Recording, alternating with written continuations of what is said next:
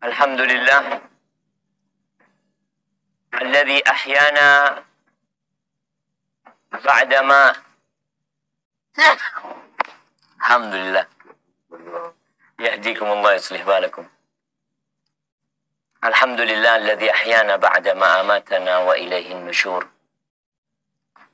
Segala puji bagi Allah Jalla Jalaluh yang telah membangkitkan kita, menghidupkan kita setelah Dia mematikan kita, dan kelak kepadanya kita akan dikembalikan. Allahumma salli wa sallim ala sayyidina wa maulana Muhammadin wa ala alihi wa ashabihi ajma'in. Ya Allah, semoga salawat dan salam, berkah dan nikmat senantiasa Engkau curahkan untuk hamba kekasih-Mu, untuk baginda Nabi kita Muhammad alaihi salatu wassalam, untuk keluarga beliau, untuk istri-istri beliau, untuk putra-putri beliau, dan untuk seluruh sahabat Nabi. Semoga Allah meridai kita bersama mereka. Amma ba'd, kembali kita berjumpa di pagi hari yang indah ini. Setelah tadi subuh, anak ke musola masih tutupan musolanya. Mungkin jamaahnya belum selesai sholat tahajud. Nah, ini kadangkala semangat ibadah sampai lupa waktunya habis ternyata. Nah, tapi betul ada satu doa yang senantiasa dipinta sama Nabi SAW tiap pagi. Mungkin kita memintanya, membacanya, tapi tidak menghayati. Padahal kata Rasul sallallahu alaihi wasallam, la yastajibullah du'aan min qalbin lahin ghafil. Allah itu tidak mengabulkan doa kalau sumbernya hati yang lalai. Kita kadang-kala baca Rabbana atina fid dunya hasanah wa fil akhirati hasanah wa qina adzabannar. Bas cuma di lidah. Di lidah. Nggak sampai ke hati. Padahal doa ini doa yang agung sekali. Kita terkadang kurang menghargai apa yang kita pinta. Kita kalau mau minta sesuatu yang kecil, biasanya semangat. Kepingin punya sayyarah. Ya Allah. Ana abu pajero ya Rabb. Urzukni pajero ya Rabb. Sampai nangis-nangis minta pajero. Minta kebaikan dunia akhirat. Diselamatkan dari api neraka. Tidak pernah nangis. Tidak pernah maksa dia minta sama Allah. Padahal yang dia pinta ini lebih baik dari dunia dan isinya. Kita bukan sedang meminta untuk jadi gubernur Jawa Timur. Enggak. Apalagi presiden enggak juga. Kita minta untuk menjadi raja di surga Allah Azza wa Jalla. Tapi biasa-biasa. Begitu pula dengan doa yang tiap pagi insya Allah hampir semuanya hafal doa ini. Yarhamukallah. Apa doanya? Allahumma inni as'aluka ilman nafi'an wa rizqan thayyiban wa amalan mutaqabbala. Tiap pagi. Dan dianjurkan dibaca sebelum matahari terbit. Artinya kita sebelum memulai pekerjaan kita, memulai aktivitas kita, kita minta sama Allah Subhanahu wa Ta'ala. Kenapa? Karena kita ini nggak akan mampu menjalani kehidupan ini tanpa bantuan Allah. Buktinya apa? Kalau Allah kasih sakit sama kita, nggak kerja kita hari ini. Sebagian orang harus opnam. 3 hal yang kita pinta.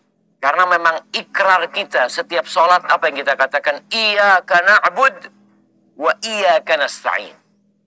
Hanya kepadamu kami beribadah dan hanya kepadamu kami minta pertolongan. Artinya ibadah yang kita lakukan tanpa pertolongan Allah nggak akan jalan. Bahkan kita ibadah omong kosong kadang-kala ibadah kita. Assalamualaikum, assalamualaikum. Tanya, gele imamah maca apa rakaat pertama? Baca apa? Al-Fatihah. Surat yang dibaca tidak tahu. Karena hatinya tidak sedang ada dalam ibadah tersebut. Nah, coba kita lihat 3 hal yang dipinta Nabi SAW. Berarti tiap hari kita harus minta. Yang pertama diminta ilman nafi'ah. Ilmu yang bermanfaat. Ini menunjukkan pentingnya ilmu sebelum rizki. Kita lihat kan yang pertama ilmu, yang kedua baru rizki, yang ketiga baru amalan. Karena rizki dan amalan ini dimulai dengan ilmu. Orang kalau nggak punya ilmu, cari rizki, bisa jadi dia bawa pulang ke keluarganya haram. Tapi dia nggak tahu gitu loh. Kita orang tak pernah sekolah, ya sekolah. Menuntut ilmu itu kewajiban. Benih sunnah. Kewajiban. Kata Nabi SAW, talabul ilmi faridatun ala kulli muslim. Setiap muslim itu wajib nuntut ilmu. Ilmu apa yang wajib? Ilmu yang dia perlukan. Ilmu yang dia perlukan. Memang anak mau syughul, anak mau kerja. Ya dia harus punya ilmu. Dia tahu mana yang halal, mana yang haram. Mana yang boleh dan mana yang tidak diperbolehkan. Jamaah ini belajar ekonomi dari mana? Dari mana? Ekonomi syariah? Tidak ada. Belajar dari orang tuanya. Sampai ada ceritanya jamaah. Wallahu alam ceritanya benar apa enggak. Mungkin hanya perumpamaan. Ini ada anaknya waliti mau kuliah ekonomi. Katanya abahnya, usah ini. Besok ke pasar ikut abah. Pelajaran pertama katanya abahnya, kalau ada orang cari sesuatu, selalu bilang ada. Ada paku, ada. Beremah, bah. Ya sudah, sudah. Pokoknya tidak boleh, tidak ada. Selalu ada. Yang kedua, abahnya ente naik ke atas terus loncat. Bah. Tinggi ini loh. Loncat, loncat kata dia. Loncat. Loncat anak. Sakit. Bakit kakinya. Nah, itu. Sama sendiri jangan terlalu kaya. Apalagi sama orang lain. Cuma itu ya, halal, haram. Kadang-kala tak tahu gitu. Makanya banyak jamaah itu terjebak dalam riba. Karena merasa tidak apa-apa gitu. Yang zalim itu kan yang ngambil bunga Ustaz. Anak ini dizolimi Ustaz. Anak ngincem 1 juta, bayar 1,5 juta. Siapa yang zalim yuk? Kan orang yang zalim. Padahal Nabi SAW mengatakan, anak akilar riba, wa mukilahu, wa katibahu, wa syahidai. Dilaknat sama Allah. Siapa? Yang makan riba. Tadi yang ngambil keuntungan itu dilaknat. Wa mukilahu. Seabri keuntungan itu dilaknat juga. Yang nulis dilaknat. Yang jadi saksi dilaknat. Sawa. Pada tapi. Ini kan nggak bisa kalau kita nggak belajar. Kita kalau pakai logika, kita kalau pakai perasaan, munculnya orang itu yang mendolimin anak. Padahal transaksi terjadi karena ada kedua belah pihak. Kalau nggak ada antum, ada riba. Nggak ada. Ini kan gara-gara antum yang mau dengan sistem tersebut. Oleh karena itu Umar bin Khattab radhiyallahu anhu itu sering ke pasar. Dia yang mengatakan kepada pedagang-pedagang, tafaqahu. Kalian belajar loh. Belajar fikih. Fikih muamalat, fikih perdagangan. Belajar. Kenapa? Kalian nggak belajar, bisa jadi terjebak dalam riba, ngadar. Karena memang nggak belajar. Maka di sini pentingnya ilmu. Allahumma inni as'aluka ilman nafi'ah. Setelah kita minta, apa kemudian ilmu itu datang? Al-ilmu bitta'allum. Kata Nabi, ilmu itu dengan belajar. Artinya kita minta sama Allah supaya dikasih semangat belajar, dimudahkan belajar ilmu. Tapi kita perlu berusaha. Pertanyaannya, kita setelah membaca doa itu ada usaha untuk dapat ilmu enggak? Allahumma inni as'aluka ilman nafi'an wa rizqan tayyiban wa amalan mutaqabbala. Mari sopu taidu. Bacaan minta ilmu, minta rezeki, minta amalan. Mun orang taidu apa pas cukup pinter. Alhamdulillah. Tidak ada jemaah. Perlu ada usaha. Makanya kalau anak-anak mungkin belajar di pesantren, alhamdulillah. Tapi sudah yang CB gini, belajar di mana? Ya belajar di masjid, cari majelis ilmu. Alhamdulillah, sekarang ada media, ada YouTube. Anak mau belajarlah. Nasihat anak kepada semuanya, paling enggak belajar juz amma. Tafsir juz amma. Kita ini ilmunya bertambah enggak jemaah? Coba kita tanyakan kepada diri kita. Kita tiap hari minta ilmu yang bermanfaat, bertambah enggak ilmu kita? Contoh paling ringan nih. Hafalan Quran kita. Dulu, waktu SD, ya nih, hafalan kita itu rata-rata waktu kecil. Kita punya hafalan, Qul huwallahu ahad, Qul a'udzu bil falaq, Qul a'udzu bin nas. Dengan bertambahnya umur, bertambah tidak hafalan Quran kita? Bertambah? Hah? Bertambah apa berkurang? Banyak saya lupa.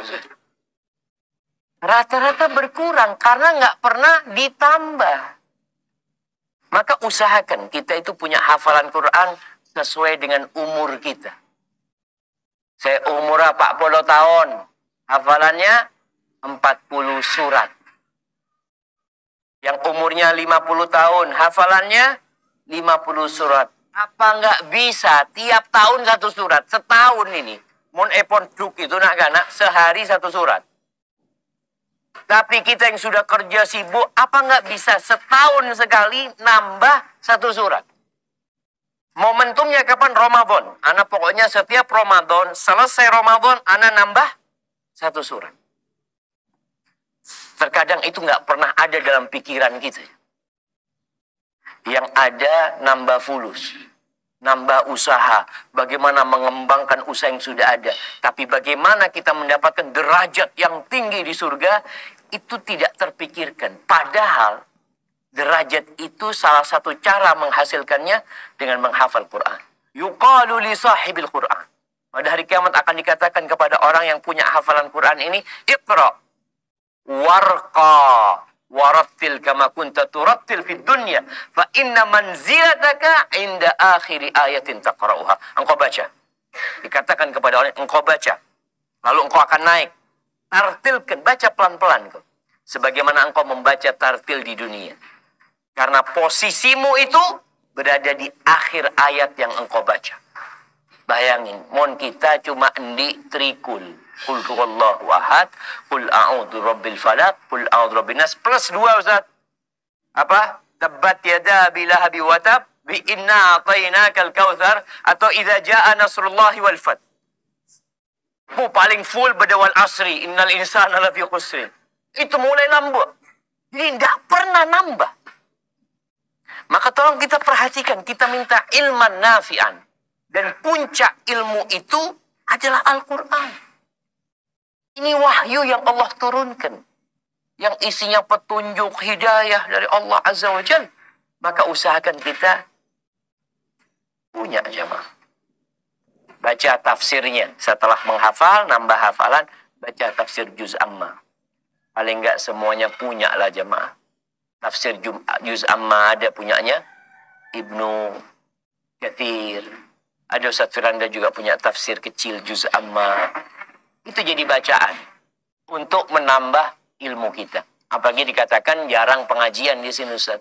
Ya udah, mau tidak mau kita harus cari sendiri. Kalau masjidnya jarang mengadakan pengajian. Kemudian ilmu yang bermanfaat itu, Hasan al-Basri mengatakan, ilmu itu ada dua. Ada ilmu lisan, ada ilmu qalb. Ada orang yang ilmunya cuma di lisan. Pinter mensurah cacah. Kalau ngomong, orang yang paling alim sudah. Tapi kosong di hatinya. Tidak diamalkan dengan raganya. Ilmunya itu jadi bala. Maka kata Nabi SAW, wal Qur'anu hujjatun laka au alaika. Quran itu dapat menjadi pemberi syafaat kepadamu, dapat menolongmu pada hari kiamat, tapi juga dapat menggugatmu pada hari kiamat. Karena tidak diamalkan. Mohon gitu saya, ahsan tak ngapa lagi Quran. Karena takut nanti digugat sama Quran. Tapi kalau dia nggak punya Quran, dia nggak belajar Al-Quran, terus gimana dia mau benar jalannya? Semua sudah Allah jelaskan dalam Al-Quranul Karim. Apa yang kita inginkan? Pelajaran. Mau ekonomi, mau politik, mau perang, mau berkeluarga. Semuanya dijelaskan dalam Al-Quranul Karim. Maka tolong cari ilmu. Dipinta, kemudian dicari. Karena orang-orang pintar itu dengan belajar. Dan ketika kita punya ilmu, kelebihannya apa? Setan tidak mudah menyesatkan kita. Orang yang mau di ilmu, itu nggak mudah ditipu. Kayak orang kalau tahu barang. Orang kalau tahu barang, makanya mobil nih, ini Zulbi nih. Kalau tahu sama barang, dia nggak mudah ditipu. Tapi kalau orang yang nggak tahu barang, ditipu. Begitu pula dengan ilmu agama ini. Allah mengatakan Jalla Jalaluh, innama yakhshallaha min ibadihi al-ulama. Yang takut kepada Allah dari hamba-hambanya ini siapa? Orang yang berilmu. Kita yang nggak berilmu biasanya malah meremehkan. Meremehkan agama ini. Karena dianggap, oh nggak apa-apa. Allah itu maha pengampun. Allah itu maha pengasih. Akhirnya kita terus berbuat dosa. Gara-gara nggak kenal sama Allah Azza wa Jalla. Tapi yang kedua yang diminta, warizqan thayyiban. Rizik yang baik. Akan datang satu masa, kata Nabi SAW. La yubalil mar'u. Orang itu sudah nggak peduli. Amin halalin iktasabahu amin haram. Orang itu nggak peduli. Hasil yang dia dapatkan itu halal atau haram. Yang penting dapat fulus. Dan sepertinya zaman itu sudah datang. Zaman di mana manusia tidak peduli dengan halal haram lagi. Padahal dia minta rizqan thayyiban. Berarti kalau ada rizik yang nggak thayyib, kita katakan apa? Na'udzubillah. Enggak. Anak tiap pagi minta sama Allah rizqan thayyiban. Yang ini nggak thayyib, kata dia. Oh, dari mana kau tahu nggak thayyib? Dari ilman nafian. Bukan saya tahu. Cara seperti ini cara-cara penipuan umpamanya. Cara sehara. Hibbatifillah, kalau kita bawa pulang haram, kita berikan kepada istri kita, kita kasihkan kepada anak-anak kita, nggak berkah hidup kita. Nabi SAW mengatakan, ayyuma lahmin nabata min suhtin fannaru awla bihi. Daging mana saja yang tumbuh dari hasil yang haram, neraka lebih pantas tempatnya. Karena surga itu buat orang-orang baik. Makanya kita minta rizik yang baik pula. Jangan sampai yang haram. Abu Bakar Siddiq radhiyallahu ta'ala anhu, pernah suatu hari, budaknya itu, atau mantan budaknya, ngasih makanan kepada Abu Bakar. Hasilnya budak itu juga untuk majikannya. Ketika Abu Bakar makan, kayaknya lapar Abu Bakar waktu itu. Radhiyallahu ta'ala anhu. Setelah selesai makan, budaknya ngomong, engkau tahu nggak dari mana aku hasilkan makanan ini, kata dia. Abu Bakar, saya dari mana, kata dia. Dulu waktu jahiliyah, kata dia, anak itu pernah meramal. Padahal anak bukan peramal, kata dia. Akhirnya ternyata ramalannya jadi sungguhan. Beri ini, kata dia. Itu sama Abu Bakar dimasukkan tangannya, dia muntahkan apa yang dia makan. Karena jangan sampai ada yang haram yang masuk ke kita. Manusia sekarang ini banyak terkena penyakit. Ada penyakit namanya istibta. Istibta. Kata Nabi SAW, Inna ruhal kudus nafatha fi ruhi. Jibril, ruhul kudus, itu menghembuskan di jiwaku. Annan nafsa lan tamut. Bahwa jiwa manusia tidak akan mati. Sampai kapan? Hatta tastakmila rizqaha wa ajalaha. Sampai rizki dan ajalnya sempurna.